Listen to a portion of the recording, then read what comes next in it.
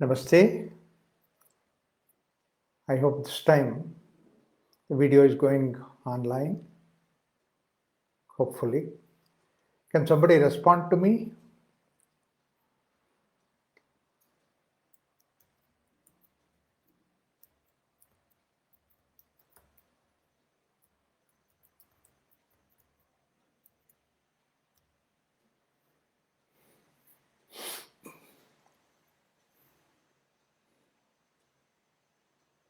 Okay. Thank you. I'm sorry for the problem that was there, some technical issue. But let us start. दिवि भूमौ तथाकाशे बहिरन्तश्च मे विभुः यो विभात्यवभासात्मा तस्मै सर्वात्मने नमः. Om Shanti Shanti Shanti.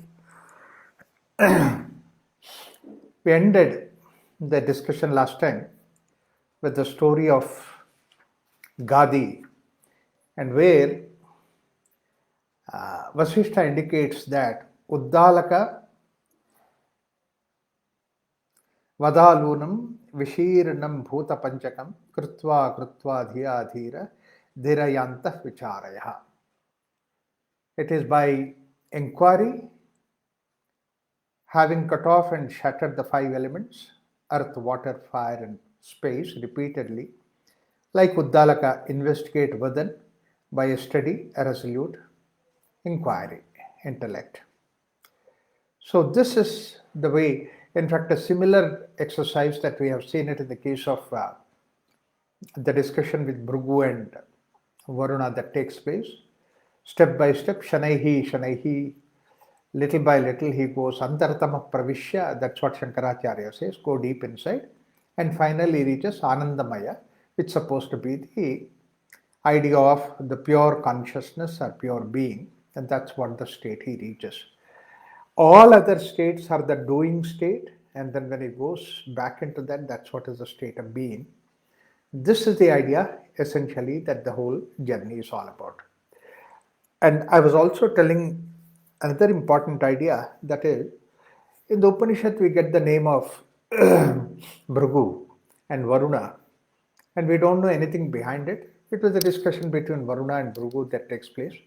Probably when the Upanishads were written and all that, those characters were available for the people, but unfortunately what happened, the Puranas, the stories that were there connected with that, and the Upanishads, they are disconnected, therefore we don't get the details of that. But when you really look at that, very interesting thing is Bhrigu was a saint who was available at least 3 generations before Rama, at the time of Bhagiratha and all that. And then there was a discussion that goes on about Bhagiratha with Bhrigu.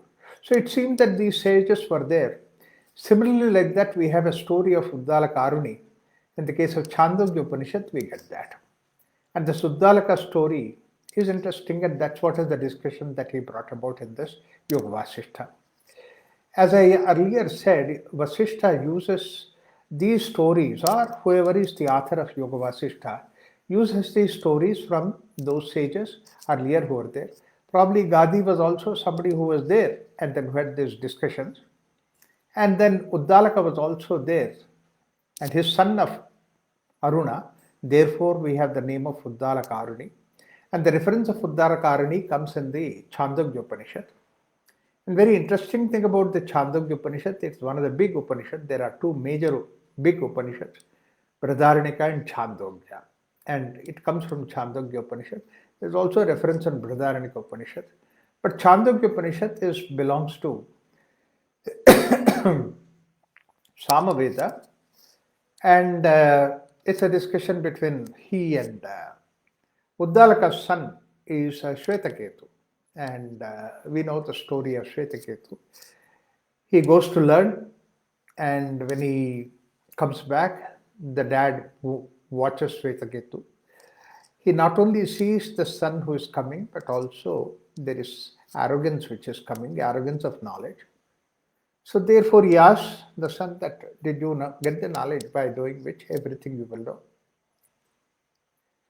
Shwetaketu was surprised. He said, rather than saying that I don't know about that knowledge, he replies, and that reply is very indicative about the ego that was there. He says, my teacher does not know about that. Immediately, dad asked that, uh, well, have you asked him? No, you have not asked him.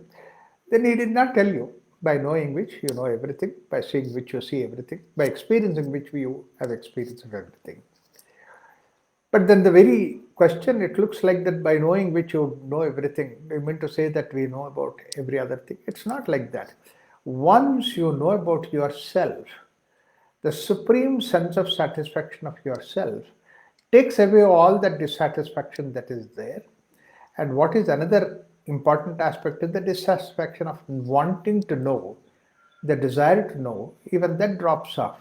When that drops off, every knowledge that you acquire is like a vismaya, like a wonder that you have. So that is the way that the whole process takes place.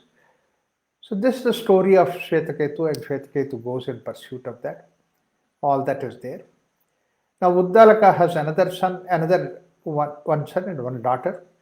The daughter happens to be Sujata. The name of Sujata comes at many places in the Upanishads. So that means to say these people are Puranic figures. Upanishad, they have references, there are questions that are there. So that means to say all these people are real people who were existing, who had this discussion several thousands of years ago. That's what we need to take. Get the message from this is that what an extraordinary, wonderful culture that we had several thousands of years ago. People were discussing about all those things, and families were there involved in that. And that Sujata's husband is married to student of Shwetaketu or student of Uddalaka, and that is whose name is Kahoda, and Sujata married Kahoda, and for Sujata and Kahoda they had one son, and that son is Ashtavakra. Maybe for some reason that he had those different 8 deformities in the body, but he was a great jnani. Idea is to show that that body is not important, but what is the inner search, and that's what is important. And just Ashtavakra was actually the teacher of Janaka, and there is a discussion that goes on between Janaka and Ashtavakra. It's supposed to be Ashtavakra Gita, and you can see that whether it is Chandogya Upanishad or whether it is Ashtavakra Samhita and all that, the simple, or even in this particular aspect of this Yoga Vasishtha, you have one simple principle, and that's what is Tattvamasi. You are that. This is the main principle, that's a single principle on which that whole thing is built. So therefore, it's very interesting to see that these characters were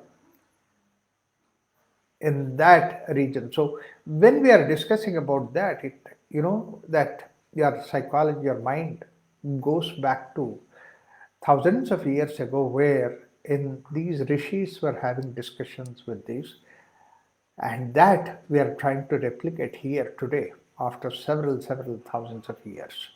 What an extraordinary, wonderful culture it is that we are discussing same thing what they have discussed long time ago. The way that what Vasishtha talks about Uddalaka, saying that krutva dhya dhiraha dhirayantah vicharayah.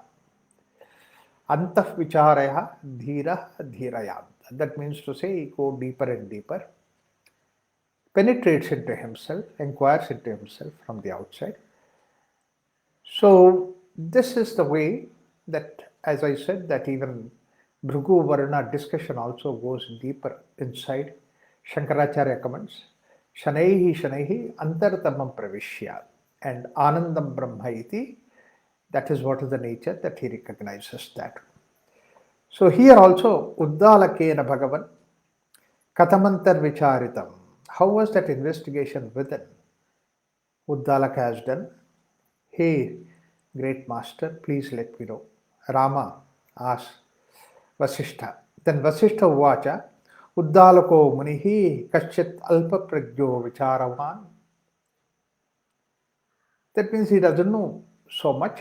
Alpa Pragya, that means wanting to know, and the desire is there, and Vicharavan, that means somebody who has that inquiry open, Vicharavan, Tataha Kramena Tapasa Shastrarthaihi Niyamaihi Yamaihi Vivekavan Babhuvatha Chintayamas Dhiradhihi. Here, now this is supposed to be Jnana Yoga, but then look at the way that what here Vasishtha gives is the form of the Raja Yoga. Raja Yoga has these steps. Step by step, he goes inside. And that's what Patanjali gives us. External interaction that is there, and then have a discipline with that is what is called as Yama. And then followed by Niyama. It is a disciplines at individual level. Why we need to have this discipline? The discipline essentially is, is to see that how we don't get caught up in the world outside. We are involving in the world outside, but we don't become caught up by the world outside. We can turn inwards. So that is why the disciplines will help us to see that how we can turn inwards. And Patanjali goes into the greater details, saying that Yama are the Ahimsa, Satya, Steya, Brahmacharya, Parigraha, Yamaha. That means to say you practice whether this is Ahimsa, Brahmacharya, and Satya, Steya.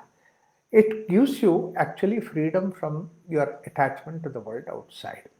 Involved in the world, it is not asking you not to involve in the world, because that's what our life is. We are involved in the world outside, whether it is 5,000 years ago, 10,000 years ago, or even today. Our senses are there, the way that we connect with the world outside. We need to connect with the world outside, and that's what is the vritti. As I was always saying, that Patanjali did not reject this idea of vrittis. He accepted the vritti. Only thing is vritti nirodha.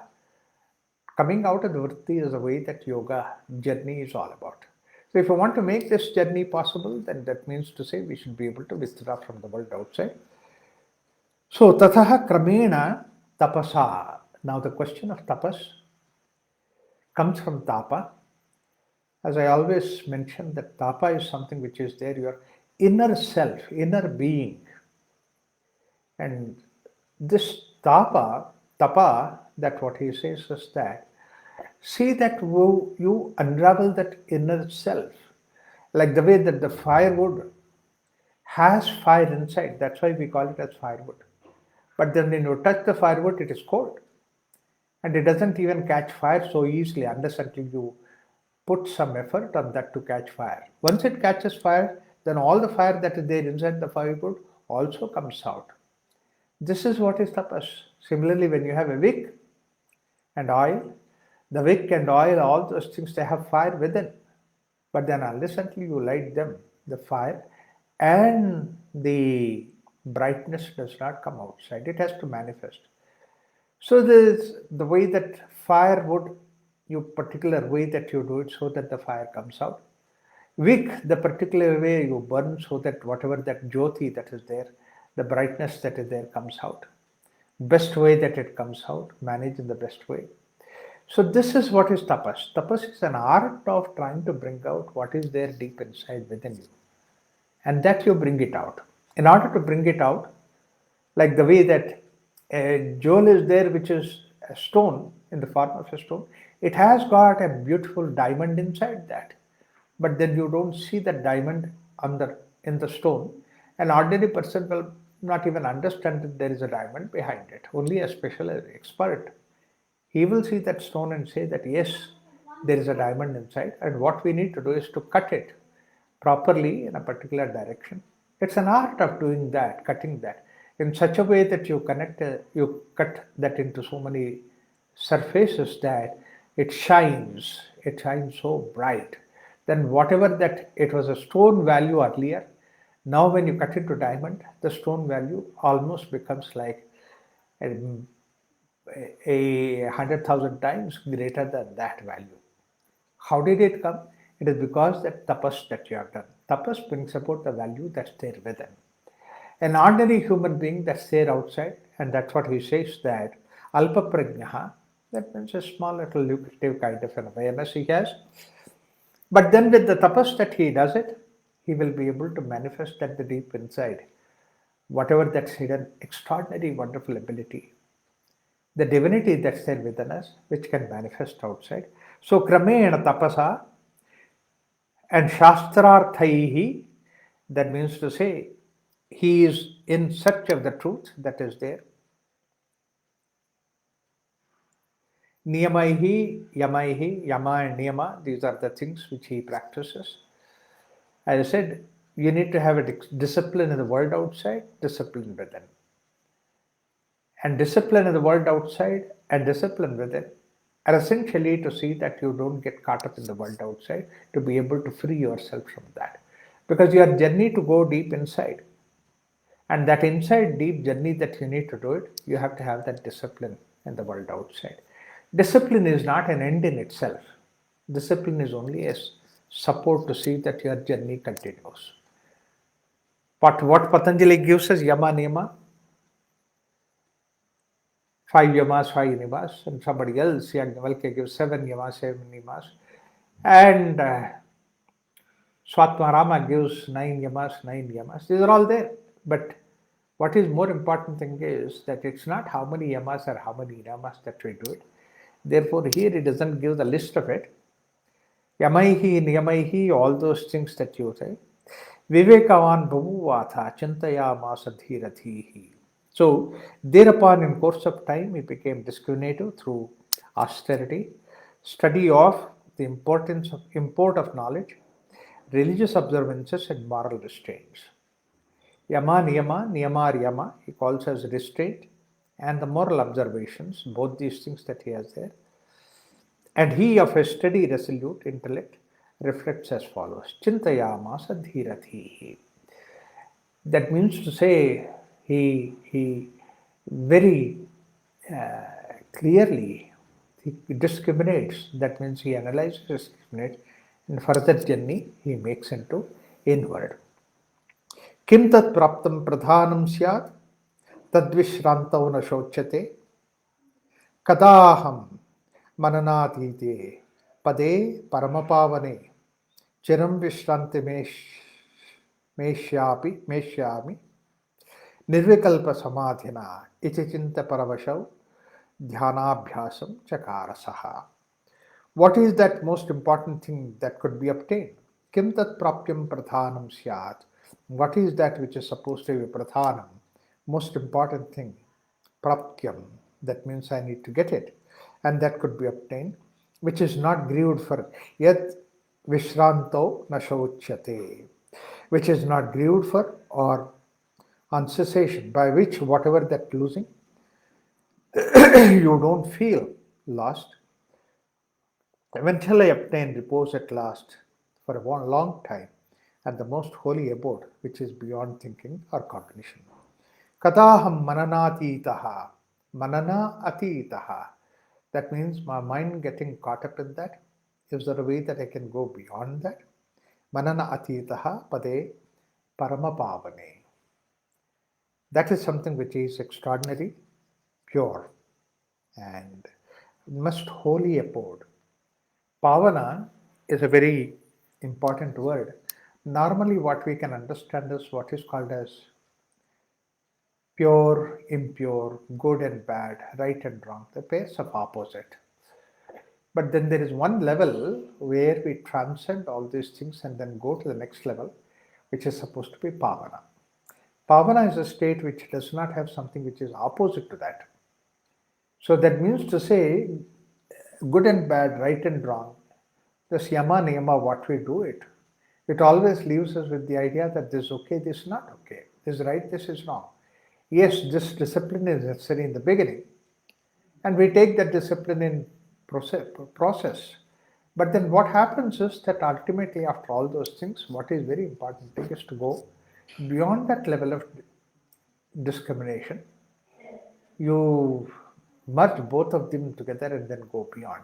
That's what is the state of Paramasthiti or Paramapavanasthiti and Pavane Chiram Vishrantameshyas. Until that time you go to reach that Paramapavanasthiti, that a stage where beyond the pairs of opposite, you will not have that Vishranti. Visesha, peaceful state that you get, Eshyasi, Nirvikalpa Samadhinaha. And that's what is the state of Nirikalpa. The mind wholly abode, which is beyond thinking, cognitions by absorption, in absolute consciousness, which is Nilka Samadhi. What is that Nilka Samadhi? That's a state where the knower, known, and the knowing, that means to say, this Triputi formation, it's not going on. Normally what happens, a mind which is engaged in trying to do something always has this Triputi aspect of it. Good and bad, right and wrong. Then you need to really choose what is right. You need to choose what is good. So therefore, basically you, the chooser, or the process of choosing, this is what is going on. Known, knowing, and knower, these are the things that's going on. And you go beyond that. The subject to such reflection he performs began the practice of Itijinta Paravasho Dhyanabhyasam Chakarasaha. He goes into that practice of that state which is beyond the pairs of opposite, which are beyond right and wrong, good and bad choices. Vishehi niyamane tu chitte markata chanchale.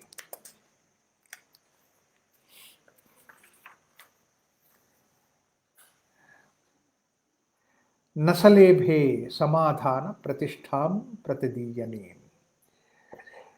This is where Vasishtha also uses the word called as your mind as a monkey. With this mind moving like a monkey, being carried away by objects of the senses, shift from one to the other. Monkey always shift from one branch to the other. A restlessness that is there. And even that something which is peaceful, monkey is there to disturb even that peace of the others. Recently I was looking at one video clipping where the tiger is there down below the tree, and the monkey is swinging on the branch of the tree and then teasing that monkey. You know what? If tiger can catch that monkey, the monkey becomes like a nice meal for that. But taking that risk, monkey is enjoying teasing that. So that means to say, mind also goes like monkey. That means to say, it goes on exercising, teasing, and all those things in spite of the fact that it risks its own life.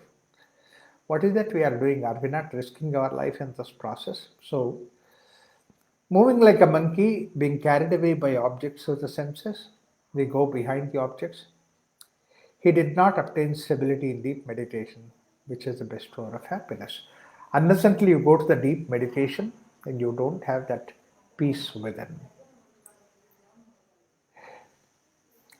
Now, for this monkey to go, it's not that, imagine that if there is only one, monkey is reflecting on the eyes, what you see.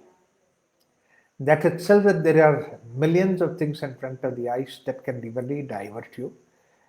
And not only that it diverts you, but it also takes you to the earlier images and this image, and it continues to go on. If one sense can do like that, imagine how many senses that we have, all the 5 senses.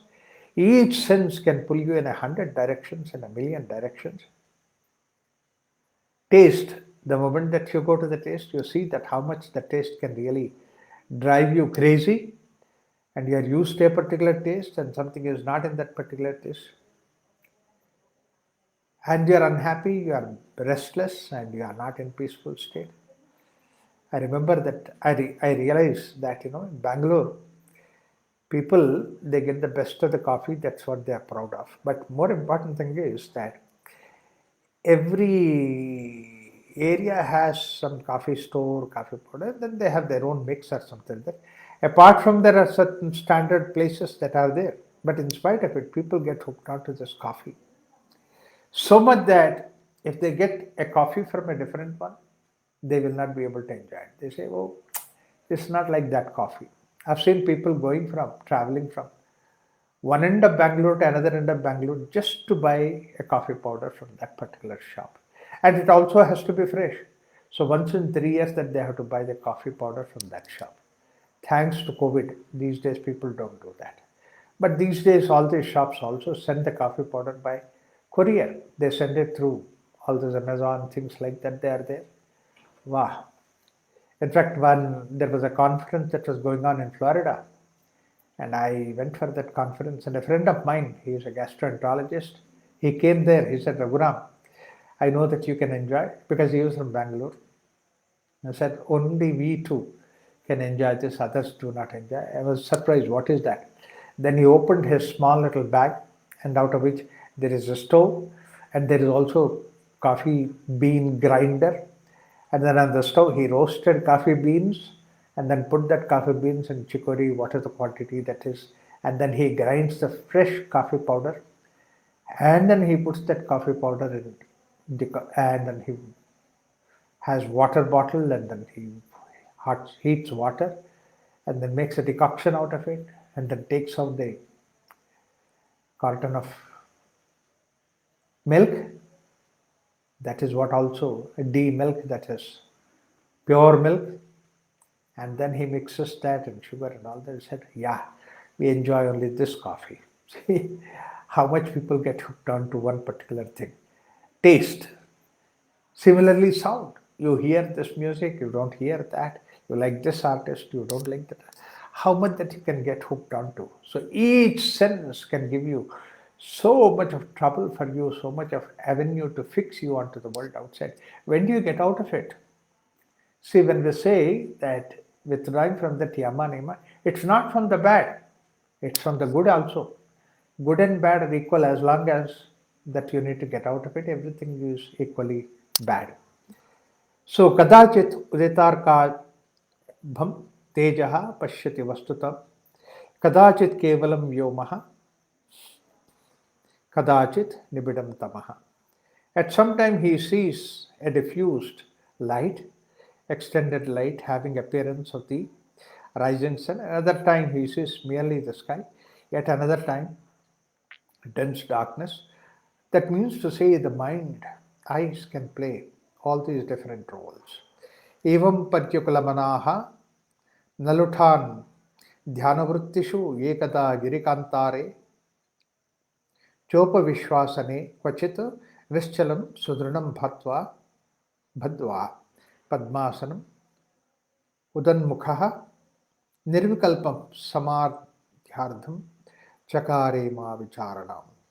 Thus, with his mind confused and wallowing in the meditative action, of course, he once did this investigation inquiry, having sat in some place in a mountain forest, unmoving, facing the north and firmly fixing the yogic posture of Padmasana to achieve absorption in the undifferentiated consciousness or Nirvikalp Samadhi.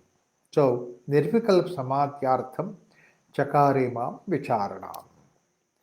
So, Vicharanam, that means to say is inquiry towards that Nirvikalpa Samadhi that he has to go.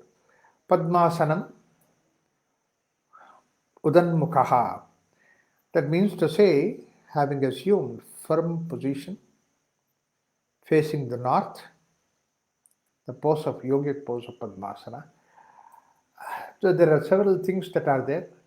North means basically it is Urdhva-mukha, and that means that prana chalana is towards the upper regions, not the lower regions. Dakshina-mukha is supposed to be the going down, Uttara-mukha is going upwards in the upward direction, and then your prana is always of the nature of going in the upward direction. You put the plant and the seed in the ground and the plant comes in the upper direction. Prana pushes that plant in the upper direction. That's what is the way that the nature is all about.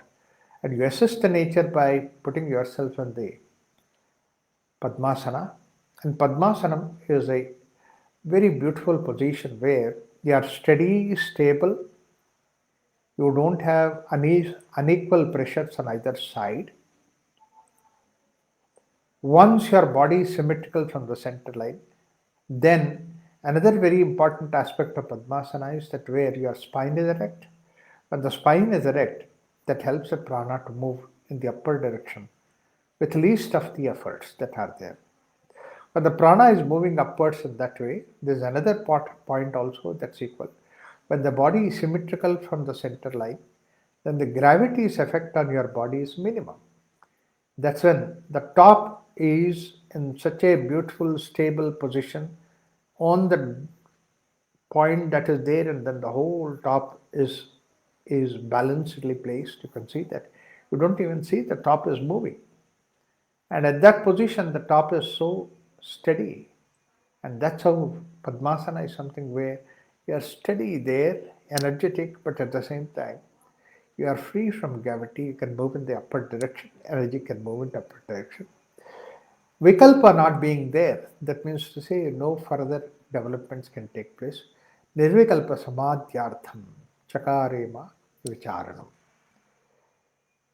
So antarvicharana, inner investigation. So once you sat in the Padmasana and then into meditative posture, and then you started your inward journey, and that is when you go deeper, when the body is left behind, and then you go Annamayam Atmanam Upasankramati. You now try to go into the deeper level. Pranamayam Atmanam Upasankramati, like that step by step you go deeper and deeper within. Abhimurkhamana Korthaha Tavasamsara Vrittibhihi Yadiyaso Yasi Maharandraha Brahmalokam Athapicha Tanna Nirvana Mayasi Vinopashamana Mritam. A foolish mind, inward enter vicharana, that means to say going to inner investigation. A foolish mind, what's the purpose of advantage to you by your occupation with the worldly existence? Any amount of worldly existence that you are doing is not going to change anything. Today one object is there, tomorrow another object is there. Day after tomorrow third object is there. This object has become unnecessary, then another object becomes necessary, and tomorrow then becomes useless. So this continues. What is the purpose of advantage of you by your occupation with worldly existence? You are only occupied as long as that your body is there, as long as you are connected with this world, you are occupied. You are like the way that all these objects that are there in the world outside, that you are also like one of those objects. Whether you go to the cavity of the earth or to the world of Brahman, the Creator, you do not then attain to nirvana or emancipation from the objective world and union with the Supreme without the nectar of quietude. Once you have not become freed from these things, as long as you have not become freed from these things, that means to say, these things drive you. You don't have quietude. Once you don't have the quietude, then you are drawn by the objects again and again, repeatedly. Man doesn't even realize that he is only shifting from one object to the other object, but he is not really improving anything. One object thought that you're getting happiness, and then you shift over to the another object. That's all. But then still you depend on the objective world outside. Another great important thing that happens with that is that you don't realize that you are not having the freedom within you. You have not gathered any freedom within you. Mukti, moksha is not there. Only thing is that object keeps changing, situation keeps changing, but then you are still there. And not only that, there is another important aspect is once you're happy with one situation, then immediately there is always a fear that that situation might go away and you are once again pushed into unhappiness, misery. Misery is there waiting at the doorstep. And if several times if that happens, then what happens ultimately? You don't have anything which can really give you happiness. Therefore, it is said that a poor man at least has one hope, that when he gets something, he gets the money, he can enjoy. Small little simple things. Whereas a rich man, he has money, whatever plentiful, he wants it. So therefore, he doesn't even have this hope that tomorrow when I get money, I'll be better. Even that's not there. He doesn't even have that kind of a hope. Miserable, both of them are. But one's misery seems to be having an end, another's misery doesn't seem to have any end there. That's what Rama expresses in the beginning that I don't seem to have any end for my misery. Apimurkha manah kortaha tava samsara vrittibhihi yadyaso maharandra brahmalokam athapi va tanna nirvana mayasi vinopashamama namrutam. Shrotatam murkha samprapya निष्फलोद्यमवर्तितां धिया शब्दानुसरिष सारिष्या mragavat makshayam braja. Oh fool. So a foolish mind, what is the purpose? Earlier he said foolish mind. What's the purpose of this? You don't get into nirvana because that you are going from one to the other object outside. Now he talks about the surutatam. That means to say your sense of your quality called as your property, called as your nature, called as hear. So having obtained the nature of the ear, that is organ of hearing that is there, grown by futile exertion, do not proceed to destruction through your intellect, going after sound like a deer. Now he gives the example about these various senses that are there. First he talked about the mind. Now he talks about the sensory organ called as ear. See, a deer is supposed to have that sensory organ, very strong sensory organ, the ear. And then wherever that music or sound that is there, deer is attracted towards that. And the process when deer goes near that sound that is there, exactly that's where the trap is there. You get trapped into that. It's very easy to catch the deer because that sound attracts the deer and the deer get caught. One sensory organ like a powerful sensory organ like ear can destroy the freedom of deer, life of deer completely. And having obtained the nature, and we also have that organ called hearing. And what happens with that ear is that we are caught up into various sounds, various things in the world outside. So much that we are caught up, we don't have, it seems to be that we don't have a freedom towards that. Tyaktvam agatya dukkhaya sparshon mukhatadhya murkhama badhyatam yeti gaji lubdha gajendravatu. Now he comes to about the Gajendra, that means to say a huge elephant. And the having obtained the nature of the skin, the organ of touch, and experiencing the sorrow, do not go to the state of bondage with the intellect intent on the sense of touch, like the lordly elephant lodging for the she elephant. The elephant gets caught up gets into the khadda. That's what is the operation, khadda operation. They say that they create that a female elephant sound, and then immediately all this male elephant goes there and falls into that khadda. So this is the usual way that the elephant is caught. Simply that the touch of female elephant is the one which draws that elephant. The power of touch is the one. Such a huge animal like an elephant can easily become an enslaved. It can be enslaved because of one sensory organ of sense of touch. Chakshushi vrittimashritya prabharupa chayonmukham mukhim magadya dagdhatam murkham kantilubdha patangavatu. This is something which we see. That elephant example is something that may not be very clear to us, but this is something we can very clearly see. Or the deer is also not very readily available for us, but this is something that we can see about the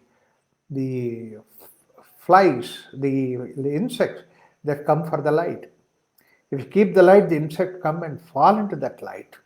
That means to say their eyes become slaves to their eyes. The eyes drive them and then they go behind the eyes. And the eyes direct them directly toward the fire, particularly during the monsoon season when you have all the rains around. And you see that when the light is there, how many millions of them come there and then they'll give up their life in the case of that fire. That means, say, one sensory organ called eye can really destroy the whole insect, patanga. Chakshushi vrittima mashritya prabha rupa chamon magadya dagdhatam murkham kantilubdha patangavatu. Nature has all these things, and nature also uses these things, like the way that there is one plant, it's supposed to be carnivorous plant, and it has a nice, beautiful flower, and then it gives out that fragrance. And then the insect goes to that flower and then sits on that flower, and that flower has a sticky material, gets caught up in that. Once these insects get caught up in that, the flower just closes itself and digests the whole insect. It is their food. That's why it is called as carnivorous plants. Rasana bhava magatya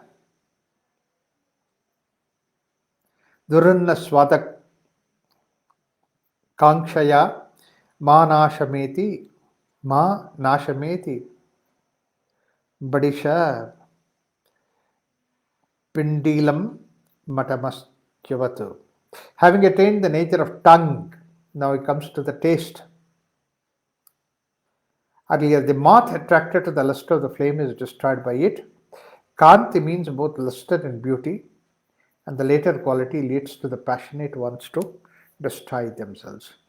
Having obtained the nature of the tongue or the organ of taste, do not proceed to destruction by the desire to taste bad food like the fish, greedy of the bite. So, the fish, they caught by the fisherman because of the taste is the one that fish is greedy about. Fish does not want to catch the hook, and also this fisherman is not putting the hook, the object on the hook as generously to present to the fish. He is not a social worker for that fish. He wants to feed the fish. If he wants to feed the fish, he can just put that into the lake, but then that's not his intention.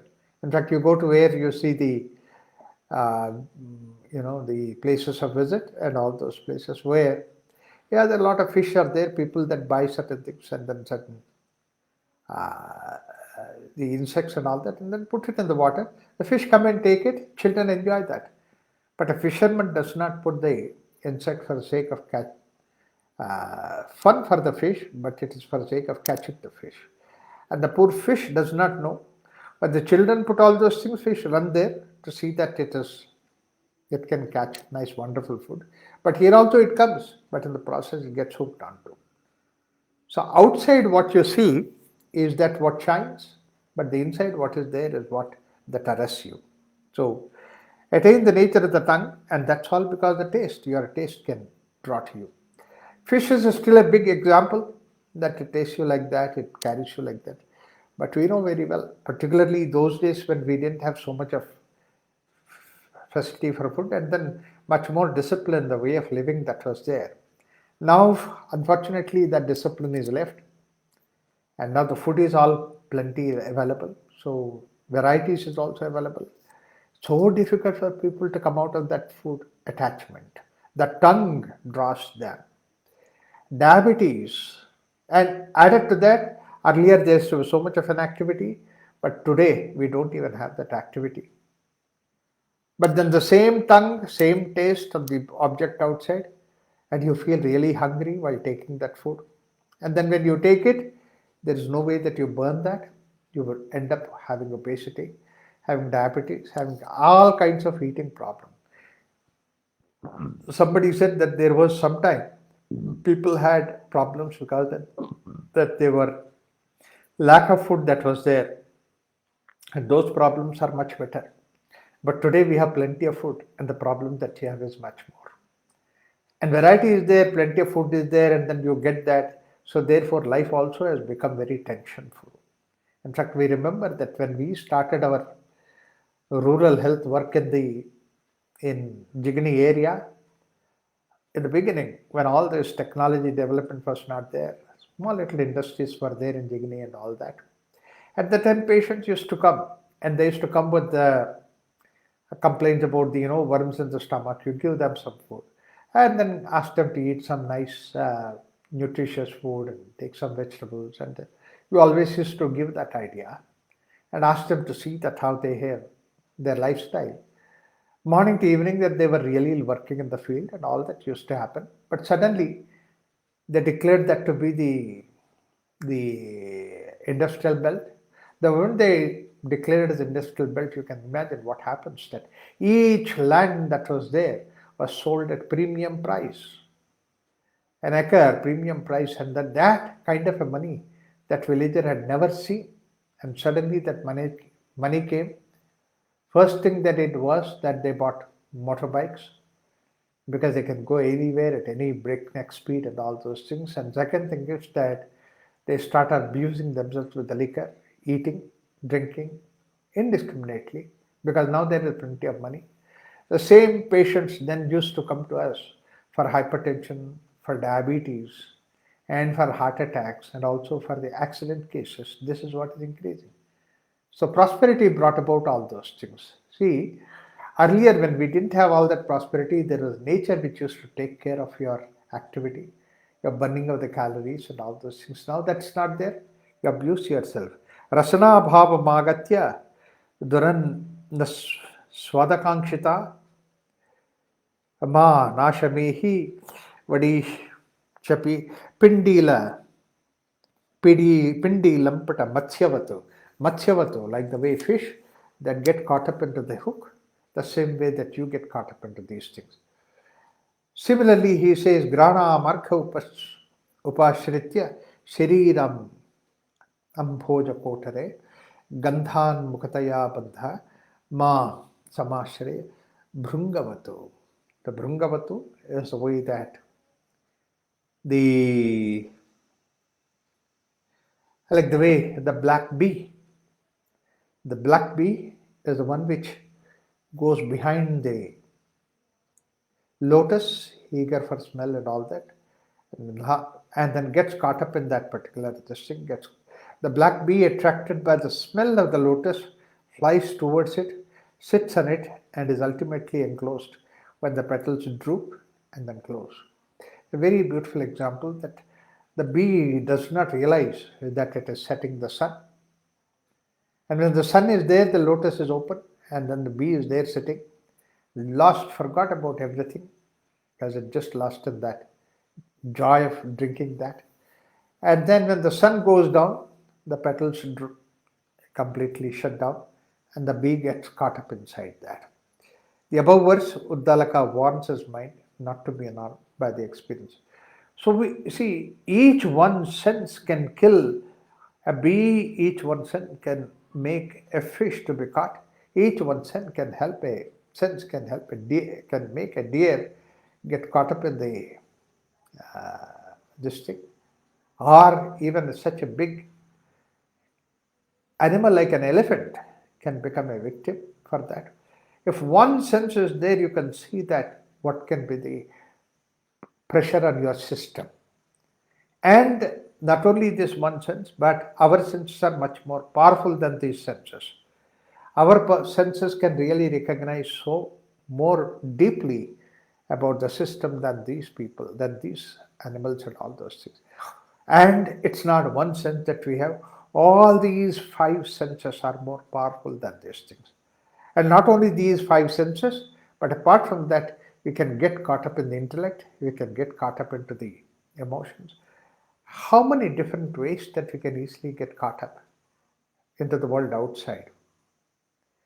In fact, we start the journey in the right way. We want to get out of it, but then slowly what happens is that we get caught up in that. Ultimately, what happens is that, okay, let me do some little control to see that my life becomes joyful, comfortable. I still would like to be with my tongue. I still would like to be with my intellect. I still would like to be with my this thing. But provided that I am caught up in these things.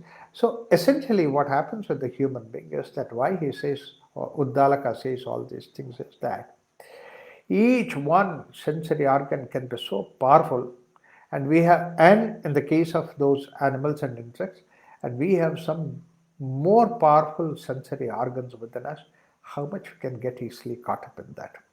So, therefore, basically, what we really need to do is to see that we should be able to free ourselves from these sensory organs. And this is something which everybody needs it. It's the direction that need to be given in the sadhana. That's the reason why yama niyama are provided to see that you free yourself from that. The kuranga lipa patange abhiminaha त्वेकैकशे हताः सर्वे एते अनद्धेष्य व्याप्यस्याज्ञः कुतः सुखं करोम्यहमिमर्थं किमर्थं वा तवैतत् अनुशासनम. The deer, the black bee, the moth, and the elephant and the fish are indeed destroyed. They all go through this, destroyed one by one, ignorant one. Whence his happiness for one person these all these evils? One who, for what purpose, possibility do I carry out this your order? Uddalaka continues to address his mind in this and the following verse. He is addressing his own mind. Here he addresses his mind saying that, hey mind, you are at the driver's seat behind all these senses. And where is that you are driving all these things? Mind, you are not under the control of something which is superior. Therefore, Uddalaka, sitting in the position of that consciousness behind this mind, he is trying to advise the mind how to get out of it, necessary to come out of it. This is what is the story of Uddalaka. So it is something which is practically that we need to look at. If you really follow all these things in the sense that you have a natural control over the senses. That means senses are there, senses are involved in the world, but you are the master of the senses. Just like that, all the sensory organs are there. Similarly, that you have inner organs, that your intellect, your emotions, and your analysis, and all those things that are there. But at the same time, you are the master. Once you are the master, once you establish that you are the master, then you don't become a slave to this objective world that is there outside. You can easily come out of it. Mastery is the solution. And what can make you to be the master of it? One thing that can make us to master is that you have the awareness. One single reason why we become slaves to all these objects outside is that lack of awareness. And that awareness is a solution that we see.